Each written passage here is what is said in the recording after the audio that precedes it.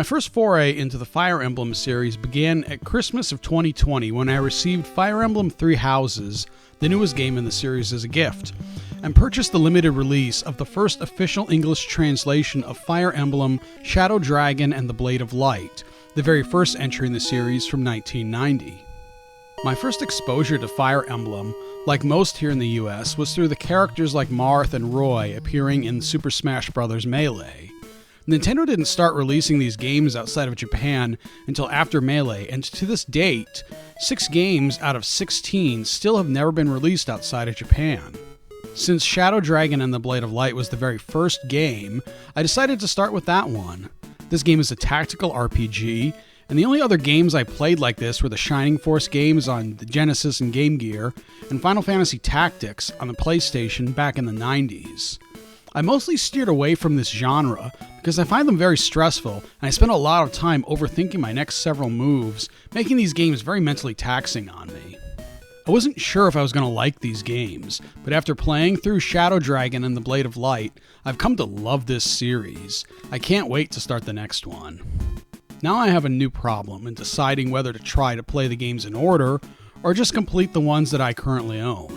The version I'm playing is on the Nintendo Switch, and it's a 1-to-1 port of the original Famicom game with an English translation, and some quality of life improvements such as the ability to speed up the game, turn rewinding, and creating bookmarks. When you start the game, you get a brief introduction to the game, and all the character classes are explained, which is nice since they didn't have any other reference material like an instruction manual. The story is nothing special, but very engaging. You play as Prince Marth of Altea, a descendant of Anri, a warrior that defeated the evil dark dragon Medius.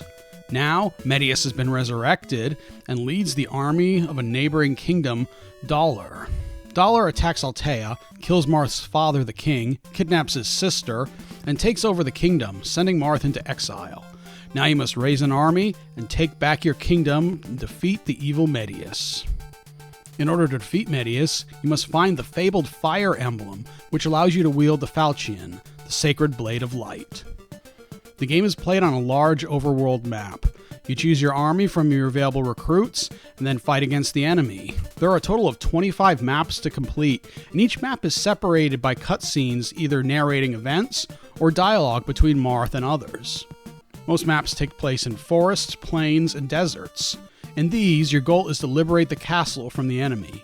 Scattered across the map are towns and houses where you can gain information and recruit allies. And most maps have shops to buy weapons, items, and magic, as well as a convoy to store items that you aren't using at the time. Sometimes, to liberate a kingdom, you'll enter the castle and fight within the corridors. The goal is similar: kill the enemy and take back the throne. Unlike the open world, castles can have narrow corridors, limiting your army's progression and giving the enemy opportunities to ambush you. The scenario is complete when Marth arrives at the castle or throne. A boss will occupy that square, so you'll have to kill him. How you get through the map is up to you. You can rush the boss in a matter of a few turns, especially if you have the warp spell, or take your time and make sure that you leave no survivors of your opponent's army.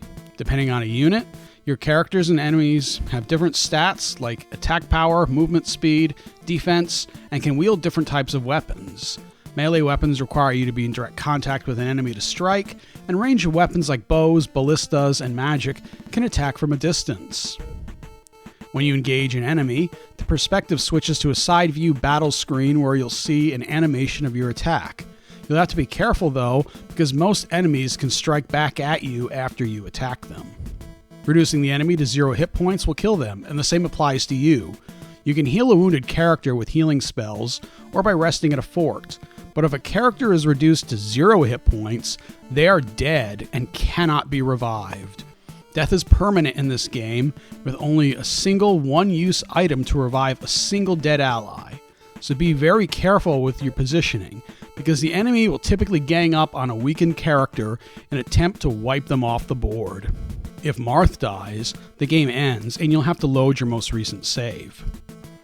Depending on the map, you'll take 10 to 14 characters into battle alongside Marth, and there are 50 characters in total that you can recruit, so losing a character in battle isn't the end of the world, but you might find it frustrating and start from an earlier save when losing a character that you've spent numerous hours developing. I usually reset the game after losing a character that was important to me, and resets attributed to around 10 to 15 hours of my 45 hours total game time. The enemy AI acts differently depending on the map. Early on, enemies play it safe and only approach you when you're nearby. Later on, enemies get more relentless and will hunt you down until they've been killed off. Enemies below about 20 to 25% health will retreat to a fort to heal, and enemies will always target Marth if he's within range of their movement. There are a few issues with the gameplay that I found annoying, but nothing game-breaking, and it didn't diminish my enjoyment of the game at all. First, there's no indicator of a character's movement range. You'll have to select the character and move the cursor around to find the bounds of their movement.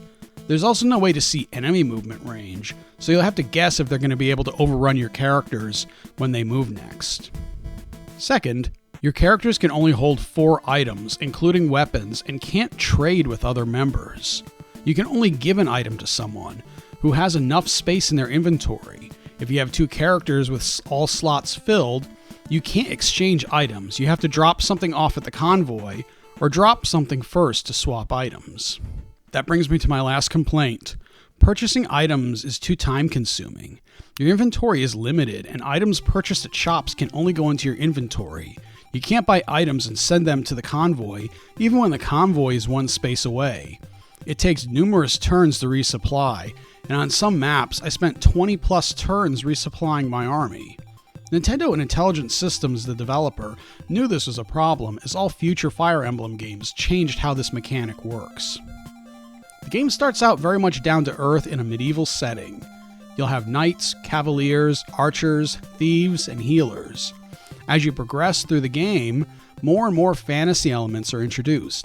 You'll fight and recruit Pegasus Knights on flying horses, dragon riders, mages with fantastic offensive magic, shapeshifters, and even dragon men. I really liked this progression, as I was always excited to find out what I would encounter next time. By the time you get to the last mission, you're fighting an army of dragons led by a giant earth elemental dragon. The graphics are detailed, and each army is color-coded on the overworld, so you'll never get confused about which unit belongs to the enemy and which ones are yours. Each unit on the battle screen has a unique sprite, and every weapon or magic has its own attack animation. The music is very catchy, and there's lots of tracks. The only downside is that some of the songs have very short loops. Despite that, they never really get tiring. The only song I really didn't like was the music when you're in the convoy.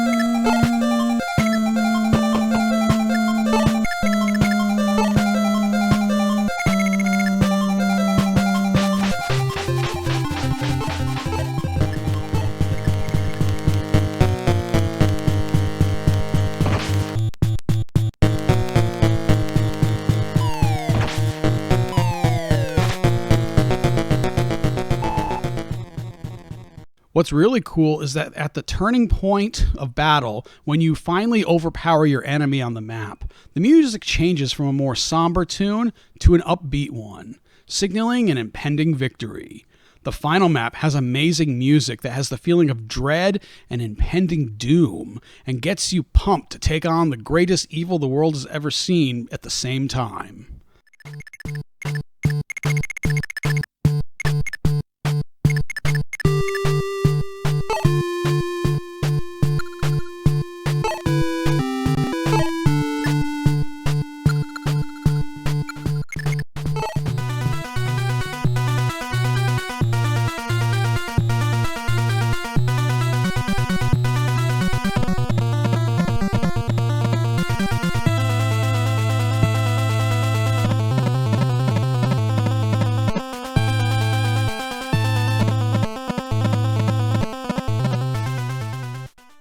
Unlike most NES games, including RPGs, the ending is truly amazing.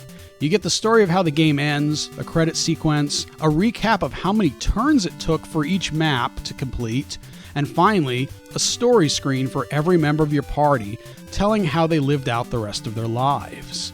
Most of the characters' stories were very heartwarming, and I truly felt sad when a character that fell in battle came up.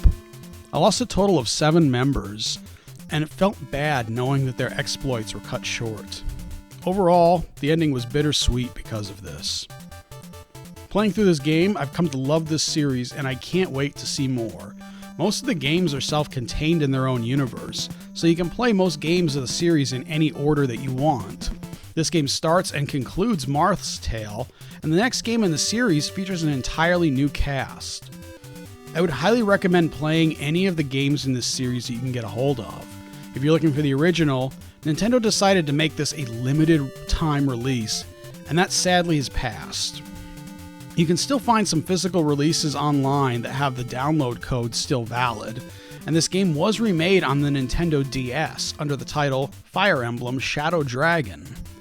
Luckily, there are complete fan translations of Shadow Dragon and the Blade of Light that you can find online.